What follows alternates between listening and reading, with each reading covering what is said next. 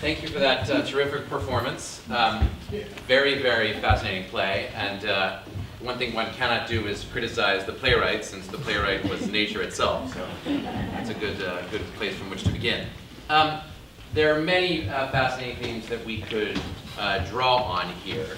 And I don't want to prefigure the direction of the discussion, but I wanted to start just by asking some comparative questions of Israel versus other places with which we might be familiar, and ask whether there were aspects of the play that seemed particularly Israeli to anybody. There certainly were to me. Did anyone react to the play in that sense of national specificity? Yes? How so? Yeah, you were nodding. So tell me your name, by the way. Sarah. Sarah. Well, the way they argued with each other. I mean, the way they interrupted each other. The way they didn't really listen to each other. And they wanted to have their point of view. It was just, it's not just Israeli. How would you generalize it? I mean, a little broader, because I think of it as a very Jewish trait, but in Israel, I think it is, from my personal experience, they have this brought it to an art form. Yeah, so I mean, I think that is an extraordinary thing about the play, and I think spectacularly well acted. I mean, even though there are lots of plays that are written fictionally that require talking over and misunderstanding and incomprehension, generally a playwright will have a little mercy on the actors. Here, the reality had no mercy on you, and I thought it was extraordinarily well performed. And I agree. I mean, it felt in its immediacy, unquestionably, very, very Israeli. And I agree that the talking over, which sociolinguists have a whole category for, is a very powerful part of it. But you also said that you thought they weren't really listening to each other. What made you think that?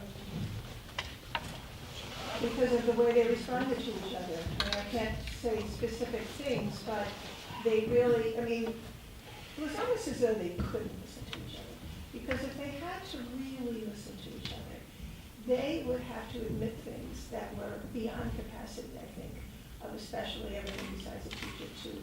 It would require them to completely think again, think through what it means to be, what it means to be democracy in Israel, what it means to be a teacher, what the responsibilities are of a teacher and a pedagogue in general. And in Israel, it is very hard to break that silence. It is extraordinary, again, from my experience, and I have taught in Israel, very difficult to break that silence.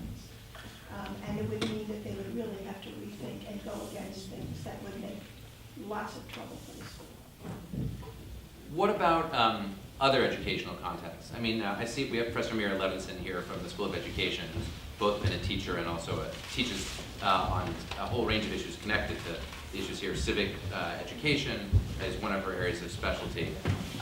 Mira, can I prevail on you just to ask a little bit about how much could you imagine a conversation like this one taking place in a hearing in a U.S. context? Oh, it does. I mean, so there have been a number of hearings specifically about this, and as you know, court cases, right? So, in Colorado in 2003, a fifth grade teacher was fired at the end of the year for answering a question of her students where they asked her about her support or opposition to the Iraq War, and she said that she honked when she saw it. There were people in the town who held signs at a street corner saying "honk for peace," and she said she honked, and her contract was not renewed, and she protested, and she said, and the judgment was that her speech was speech for hire, and exactly as sort of was the claim here, that essentially if she went against what the school was telling her to say, then she was legitimately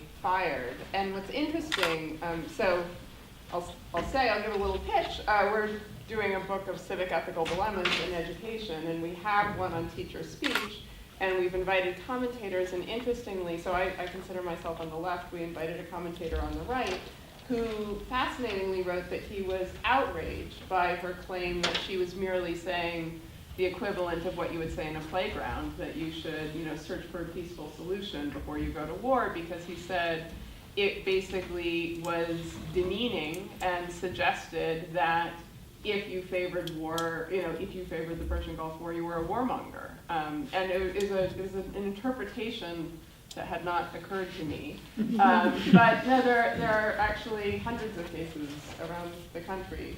So this did not feel, yes, the style, this discursive style may have felt a little more Israeli than American, but certainly the issues come up again and again. What about this question of teachers expressing political perspectives, especially in a course which the teacher is teaching that's called Jewish philosophy and democratic values? Yes, please. So, tell us your name as well, please. My name is Guy, obviously Israeli.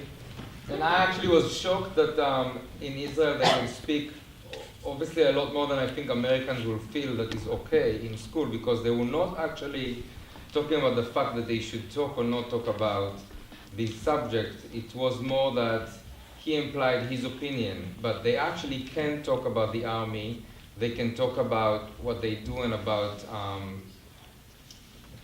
the kids' opinions are valid in class, which I was totally surprised, because as somebody that lived here for 22 years, we don't talk about politics. It's like in this country, it's very dangerous and we should keep them to our own. So that's one thing I thought. The second thing is clearly the culture.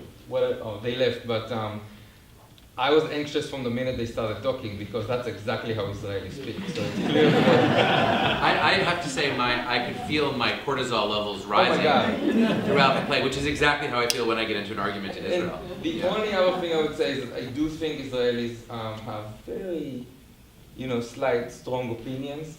And I mean, the fact about not listening is part of it, is that, I think they all came with an agenda. It wasn't about, at least from this, some Israelis do listen, but I think from this, looking at them, I felt like they all came with an agenda, and they weren't even open from the beginning to really listen to each other.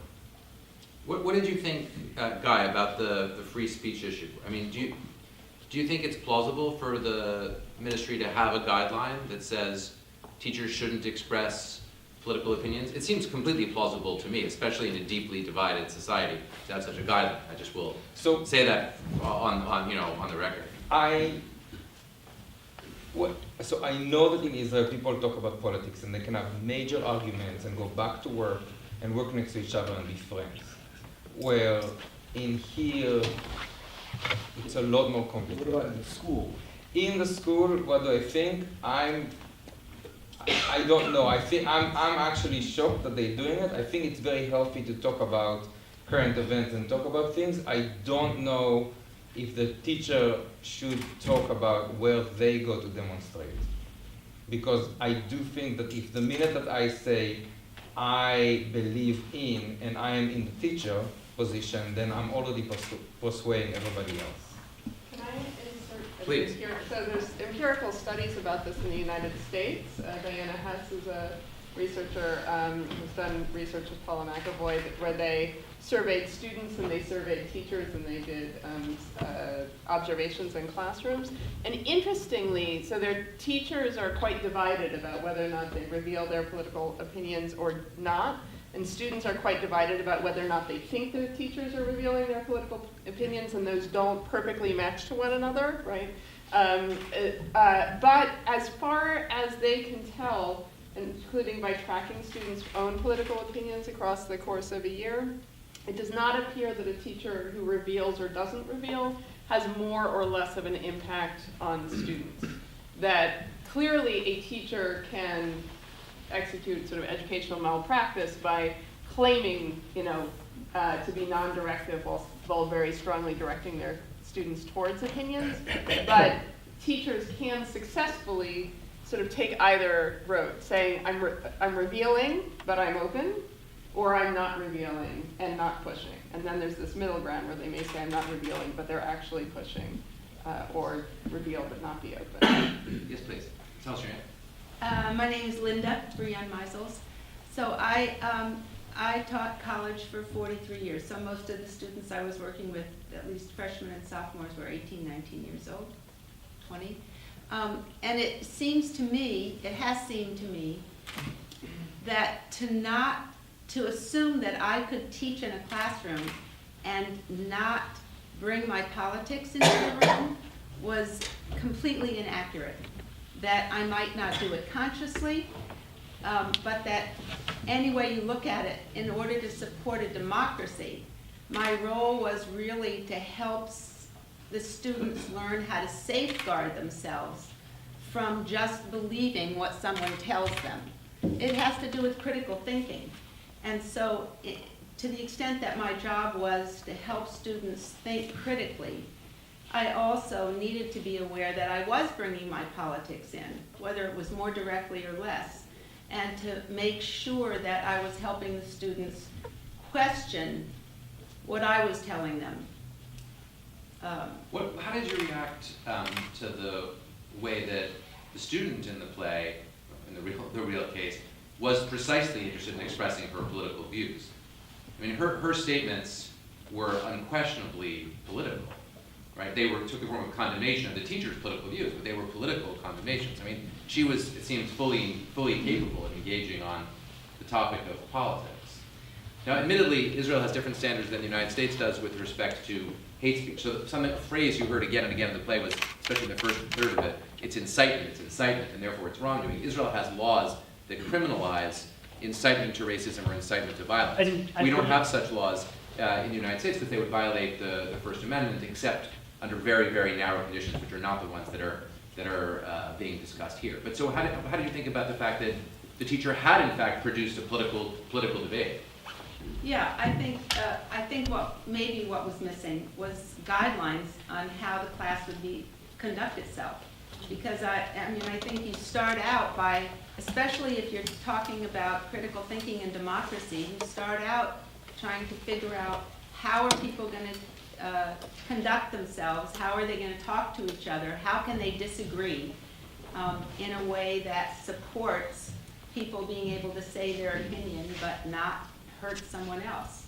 And I think that if you do that, that's how I did it, I think. I'm sure I made a lot of mistakes, but then we could at least go back to the guidelines, or we could go back to what I had stated was my original purpose. And I want to add another thing to that, which is the question of what are the boundaries of the classroom. Is it the physical classroom? And I might not have thought about this as clearly, except that I have Professor Jonathan Zittrain, Professor Stuart Shiver here, both of whom work on computer science, and both of whom work on the intersection in different ways, the intersection of regulation and computers. And I wondered, Jonathan, if I could put you on the spot, to ask you about the conversations on Facebook and their interaction with the educational space, and how you thought deeply about the issue. I wonder how you thought about it here. Yes, among my colleagues, there's a phrase now in vogue called context collapse. And it means that a discussion that for decades in a teaching environment might be confined to the classroom or to the community of the school can suddenly get on Facebook and become a matter of national debate. And everybody feels equally able to comment or to respond with a death threat. And that quickly boomerangs into the classroom with everybody, including the teacher, feeling that anything they say could boomerang outward. And I think it's typically thought of as a very negative kind of impact on a teaching and learning environment. One maybe in a school like this is mimicked a little bit by fear of, is something I say in class going to come up at my confirmation hearing 25 years later? And that's now writ large for everybody. And it's also, this, at the risk of being meta here, that very hearing, of course, experienced context collapse. Like, here we are seeing a word-for-word staging of the hearing that they knew could be staged, because at the very beginning they were asked, are you recording this? And like, yeah, okay, just give me a copy when it's over. I assume that's how we even have the ability to hear it and talk about it. And it's both, of course, wonderful as an educational experience in this room, but getting back to they're talking past each other, the casual sophistry that was sort of on many quarters displayed, I can't help but think that that's a result of all of them knowing that their audience for the words they're saying is beyond the confines of that room, as they say it. And that Although I would personally be shocked if they thought the conversation was going to become a noted performance play. around the Yeah. world. That's extreme context collapse, to be sure. And interesting also, just in light of the context collapse point, which is it's a Yes. very rich conceptual contribution here, is that in the political space of Israel, the students knew that that the Facebook page they were posting on was the page of a member of Knesset.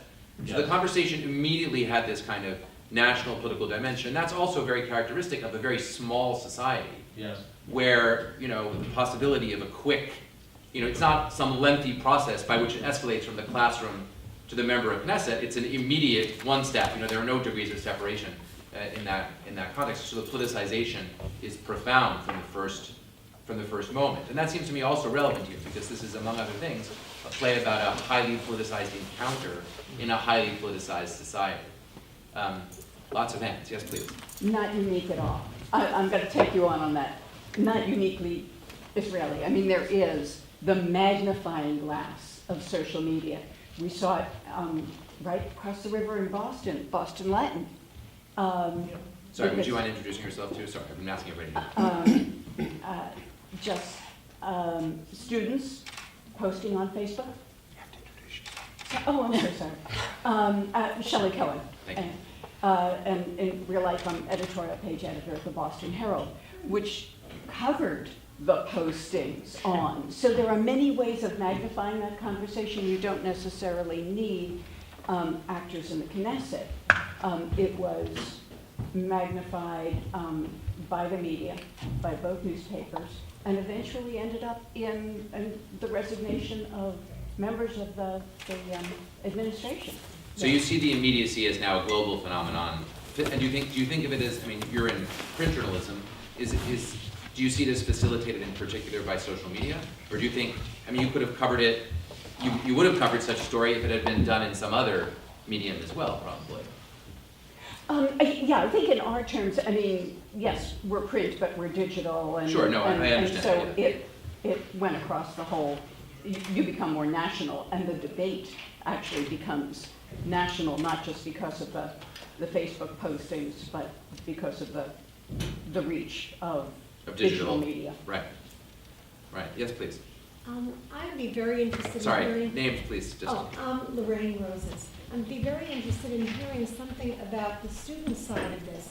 I kept thinking to myself, is there no disciplinary action or hearing whereby the student and her actions become a subject? Is this not out of bounds for student behavior to go so far as to threaten the life of a teacher or imply a threat? Why was there no mention at all?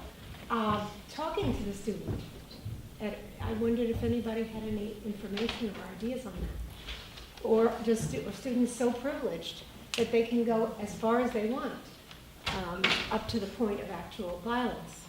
Anyone have thoughts about that? I mean, I have one thought, but does anyone have anything to? I mean, on that topic, please. My dad was a public high school history teacher for many years. Sorry, to drop you, introduce yourself. Sorry. I'm Michael Appel. And my dad taught American history in a public high school and then later in a community college. And he told me about his experiences about teaching American history during the McCarthy era. And the fear that was in his heart every single day when he walked into that classroom, knowing that if he said the wrong thing, he felt he could be out. And the feeling was that there was both a formal and informal piece. So here you've got the Ministry of Education talking about you can't say this or that, but the teacher was talking about the informal piece. Informally, can't we have a civic discourse? Isn't that appropriate to have? And when the informal piece breaks down and you can't have a real conversation, then the formal piece seems really out of whack. So he was very afraid to say anything. You could be anti-communist, or you could be vehemently anti-communist, but there wasn't anything else. But that's an important and interesting point. I don't know that it's directly responsive to Lorraine's concern, which is about the student's perspective. I mean, one thing that I noticed in the play is that somewhere, maybe 30%, 40% of the way through the play, there is some discussion about what would happen to the student. And the response of the principal is to say, or the headmaster of the school is to say, well, that's a separate matter that we have to take up in some separate hearing. It's a kind of standard bureaucrat / lawyery Where I was kind of going thing with to this say. was that back in the day, a student would never think of being disrespectful to a teacher in any way, shape, or form. And the fact that a student would feel comfortable being disrespectful at all to a teacher is not something that we have, that's new. Mira, do you want to respond to that? Yeah, no, I mean, so there's this wonderful book by Jonathan Zimmerman about the history of basically teachers being afraid of being fired for speaking out, and there's a whole history throughout the 20th century of students reporting teachers for behavior or speech that they regard as being bad. And Hugo Black, when he was a teenager in Alabama, that when they still had corporal punishment, the teacher imposed some form of corporal punishment on his younger sister, and he responded by horsewhipping the teacher. I mean, he got him kicked out of school, but, you know, I mean, I don't think the possibility of threats, physical or otherwise, towards teachers is, you know, I think disrespect for teachers is something that could be of different weights in different cultures and times, but I don't see it as a radical invention. Yes, some other hands. So I'm Sam Blank, I'm a professor of mathematics at Northeastern, and my office mate was forced to resign because he made the following statement in class. He said, somebody made a mistake, says, you divided by 0. If I catch anybody dividing by 0, I'll take a gun and shoot them. For that statement, he was forced to resign. Wow, I didn't know about that. Is it impossible, mathematically speaking, to divide by 0? Deserves to be shot. He made it a little strong. But he was forced to resign. I mean, that does raise the... I was at the hearing, he was forced to That does raise questions about what threats of violence. I mean, one sort of interesting thing is Israel is a society with a lot of guns, doesn't have the same school shooting norms that we have here. No one I mean, there is this background question of whether the threat creates an actual danger for the teacher, and that seems to be a subsidiary theme. The director keeps on saying sort of, you know, if you feel threatened, I'm not saying you're objectively threatened, but if you feel threatened, you know, there's some uncertainty around that issue. There is, however, I think a broader concern in Israeli culture now around, especially after the Rabin assassination, but even more recently, around the question of physical safety of some people who identify with the left, and that seemed to be in the cultural background of the conversation. Did you want to say something about that, Guy? Two things. So I think gun shootings is very different than the language. So in Israel, people are much stronger with their language. And clearly what this girl said might be a little stronger than most, but I know of my friends that were told on Facebook similar things. Right. It's describing someone as a traitor is maybe not so traitor, radical. or you Right. should, people like you should go to, you know, whatever, for them to the oceans is, it's just the language and expressions. And the fact is that I'm horrified because I'm here for too long, and the Israelis think it's kind of like, you know, wow, that's kind of like extreme, let's move on. Right, most of them. So that's one thing. About the shooting, I think that it's totally different because in Israel, you cannot have guns if you're not in the army.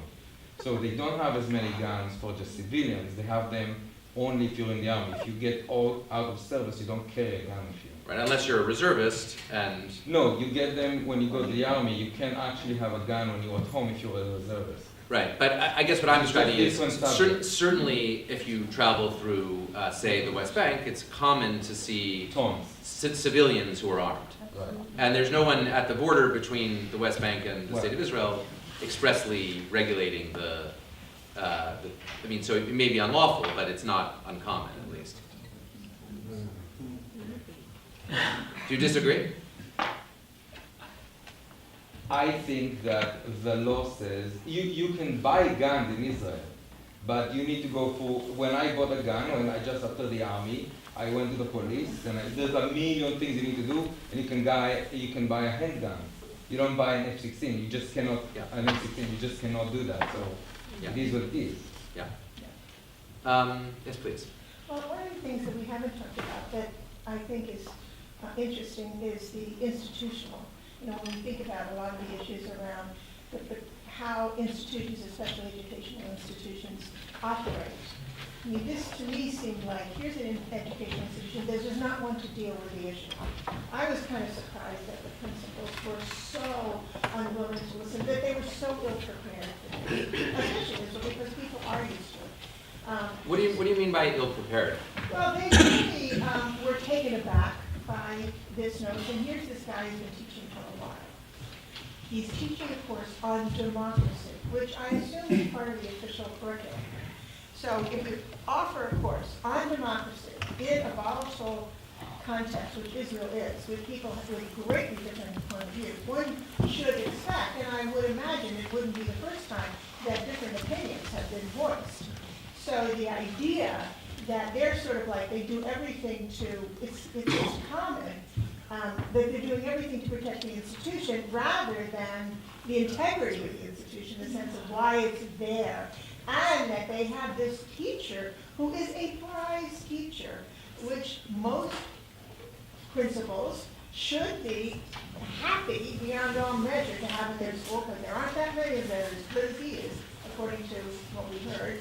And yet we see that pull of, we have to save our institutions, we have to keep it quiet, we have to shut it down. Well, that surely is common to all Yes, I think it is, institutions but of it's every hard. kind. It's The desire to avoid controversy is certainly significant. I mean, did anyone have thoughts on the way the play ended? I mean, I actually found it ending to be almost a shock. You know, I mean, I was shocked. I was surprised when he said he wanted to resign, and then surprised again when he said he didn't want to resign, and when the teacher made it relatively, the regional director made it relatively clear that she would probably fire him if he did not resign. I actually found that emerging in a kind of surprising way from the play. I experienced that as a double dramatic turn. Did anyone have thoughts on that aspect? Please. I knew that was going to happen. Name is Elliot. It seemed to me the way it could have been handled is for the administrator or principal to say, look, you're a terrific teacher. There's a policy about not articulating your personal views. You can be a Socratic gadfly. You can bring out both sides, let students discuss both sides without ever voicing your own particular opinion. It leads for a robust discussion. We're going to talk to the girl. We're going to discipline her for what she did. We're asking you not to articulate your opinion. You can raise both sides and let there be a class discussion about it. And why do you think the play didn't get resolved that way? Why do you think it didn't go that way? What aspect of reality? Well, no one wrote this. I mean, I know, I understand, but I'm asking the question about reality. Could it have been better or different? Sure, but this is what it I was. think that there was a real agenda, a very narrow-mindedness on the part of the administrators, and they weren't willing to look at how to resolve it in a way that made sense for all parties. It's interesting. I didn't have that reaction, but maybe I'm unique in not having that reaction in the room. Yeah, please. I didn't have the sense from what I heard that the teacher was at all interested in hearing the other side. I shared that reading. Yeah. Please. The other thing is that I think institutionally they wanted to do this event, and they knew the guy they were dealing with. He'd probably been this way his whole life. It's unlikely he could change, even if he promised to change and meant it.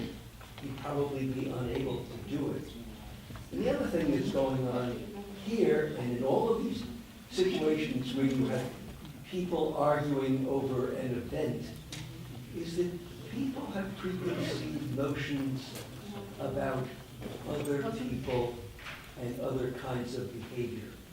And that gets in the way of their looking and analyzing the transaction where there is a difference of opinion. There are clearly substantive political differences of opinion here. You know, I mean, we've had this whole conversation without ever really talking about it. He's on the left, the student's on the right, and they're reflecting an existing debate. that exists, within Israeli society in a pretty active way. At least you may disagree with that, but that's my strongly held view. Yes, please. Would you want to say something here? Yes, monetary. Maybe I missed something in the beginning of the play, but it seemed to me that his interpretation of is nodding. That's how it probably would play out in a U.S. Legal context. The guy who would be advised by his lawyer not to show up at work, but then to nevertheless file a wrongful discharge claim on the grounds that conditions had been created where he wouldn't be able to. And he seemed like he was going that way towards the beginning, although it seemed to be disappearing from that at the end. That's also an institutional reason for her to insist that he resign, which would have made it harder for him to make that claim. Presumably he was going to go back and talk to his lawyer about this with his extra time, at least one hopes so. At the end, Guy, I'll ask you to tell us what you know about whatever happened in the follow-on. But those all seem to be very much in play. You wanted to say that you don't think there's a political dispute here. I agree with you that obviously he was more on the left and the student clearly was more on the right. I think that the administration had their own political opinions too. Sure.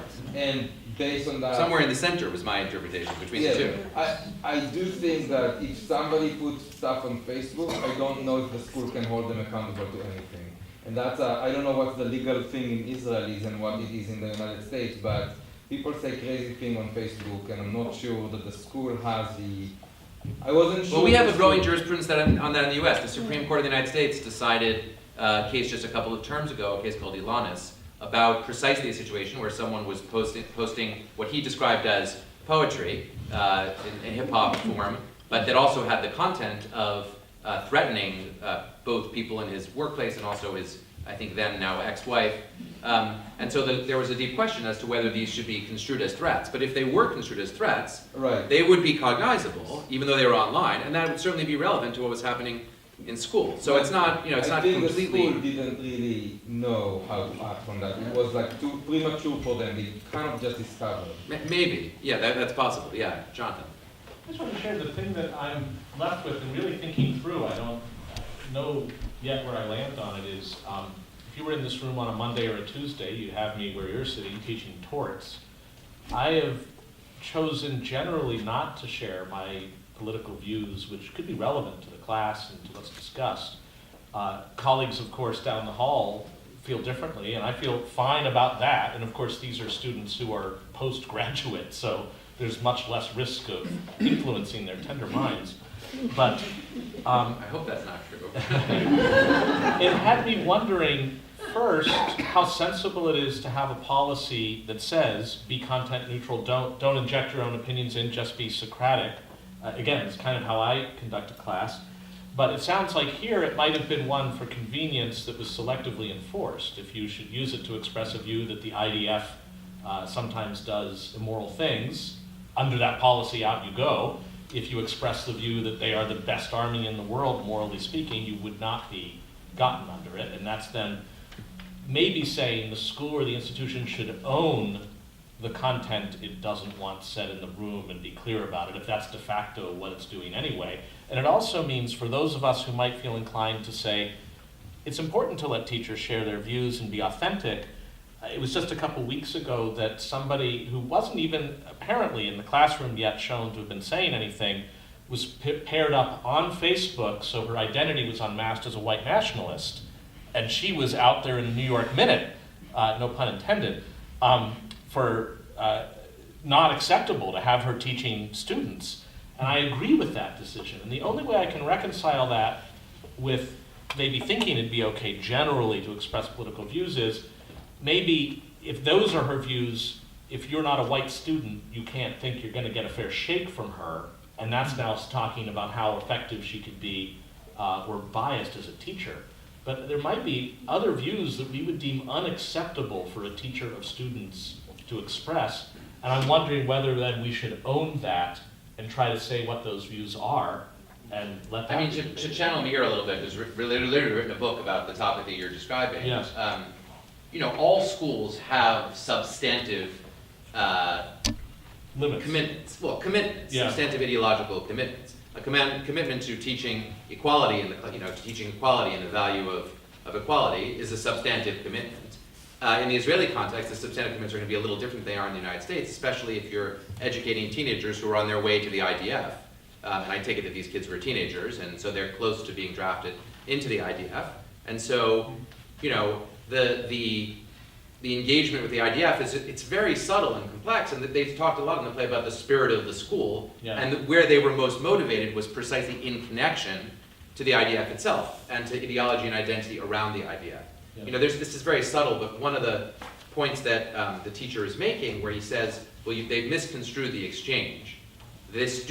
Some student said, and this is a very standard thing to say in Israel, the IDF is the most moral army in the world. And then the teacher says, and I said to them, well, then you're not looking at its actions, but only at its intentions. So what he's referring to there is that one of the modes in which the claim about the morality of the IDF is typically made is as it were, Kantian rather than consequentialist picture, where the point that's being emphasized is that the IDF engages in extensive self-examination and moral theorizing. So Professor Moshe Halbertal, who's going to be the Gruss professor visiting here next year, has chaired an ethical code committee for the IDF, and he's in fact a professor of Jewish philosophy. Teaches also at the NYU Law School. So there is the form of critique that teacher is offering there is the critique that says you're not moral just because you spend the most time trying to be moral. You also have to measure whether you are moral in practice. And that, of course, is a substantive philosophical debate about the meaning of morality. Right? I mean, that is an actual philosophical debate. It doesn't have a right answer. But in any case, the school is going to have to have a position on something like that. Yeah. Almost certainly. It's going to be hard to avoid taking substantive positions. Did I do okay, Mira? I mean, I take it that you hold the view that there's no escape from having some substantive moral positions, but you have to have the right ones if possible. So yes, I hold the view that you have to have some substantive moral positions, and that part of what one negotiates in a school is what those must be. I think that is actually, I mean, part of what I found frustrating about the hearing was that there was all of this movement, right? So there was this question. Sometimes the pretense was that they were discussing whether or not he was teaching in a directive way, and including whether even if he thought that he was providing an open space, how one takes the fact that students might interpret him differently. And that was woven certainly in conceptually unclear ways with the question of whether or not the substantive claims that he was making were ones that would ever be acceptable to be stated in schools, right? And those are two extremely different kinds of things, but I think it's only because they disagreed with the substantive claims that then they actually were inclined to question whether or not students were being unduly influenced, right? If he was making substantive claims that they agreed with, then even had a student taken an exception, they would have said, well, she misunderstood. Right? He also another reason for the movement is that he very brilliantly opened the hearing by shifting the topic to his victimization. Right? He reframed the hearing from its beginning by focusing. You see this hearing entirely different. Yeah, that's interesting. Well, but that's interesting. Yeah. So just about the Israeli culture. Can we just but just make sure. Was there anyone want to respond on Meir's point there? Okay, please go ahead. No, so related to he did do a good job, and I do have to say that if you're an Israeli and you grow up assuming that you either go to the army or there's not going to be Israel, there's no other option, which if you're under bombs, and right now there's a lot of bombs flying, even though in the news in here we don't even hear about them, then the fact that somebody talking to the kids and giving them the option to assume that they don't have to go to the army can be a very infuriating thing. So I can see how from their point of view, not just the school, just a personal point of view, that is against everything that they're standing for. We're getting close to the end here. Guy, did you want to give a summing up of what tell us what we don't know? What happened afterwards? Hi everybody, I'm Guy, and I had the honor and pleasure to co-translate this piece as well as direct and bring it here.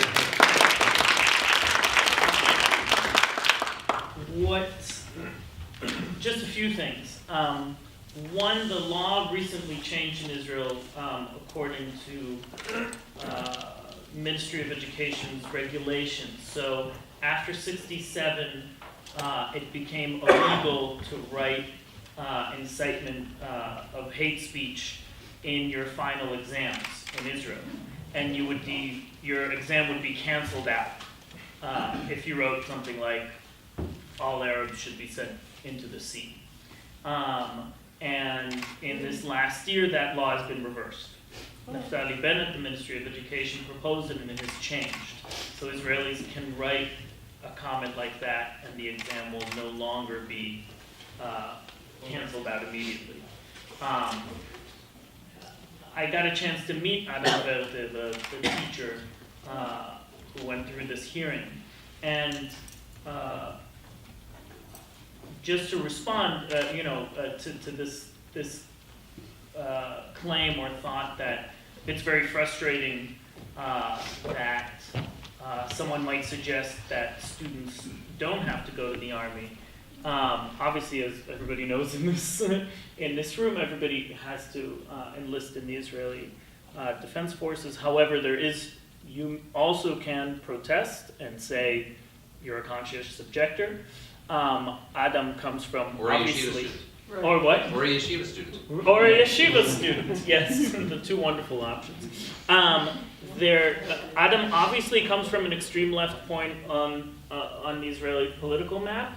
However, he is somebody who lives in Israel, pays taxes, is contributing to the Ministry of Education by being an incredible teacher. And after this hearing was over, they actually asked him to replicate this hearing. So there was another hearing following this hearing with like 24 people there. And he described it that there was a room and everybody had a lawyer and even the lawyers had a lawyer. So they sort of made him go through. Good for business. Exactly, he said it's good for billable hours. Did they record that one too? That one was recorded. Yeah, exactly. There'll be a whole ensemble dance piece.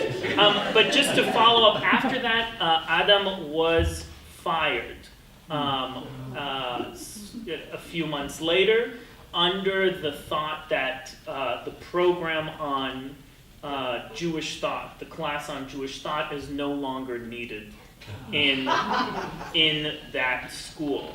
A grave matter, I would say. He went back. He's now teaching solely at the Anthroposophical School. I just wanted to say and ask you one last question here.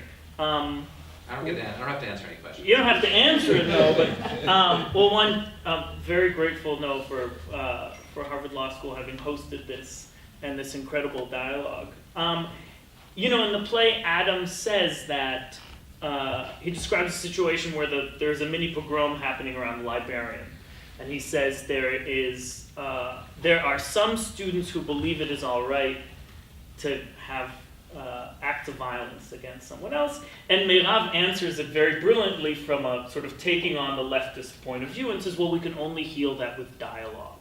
That got a laugh in the room. We find ourselves at a time in the United States where obviously we saw what happened in Charlottesville, and we have all these forums, all these university presidents and folks in academia are hosting forums saying, let's talk about it, let's have a dialogue. But what's your response, Noah? What do you say?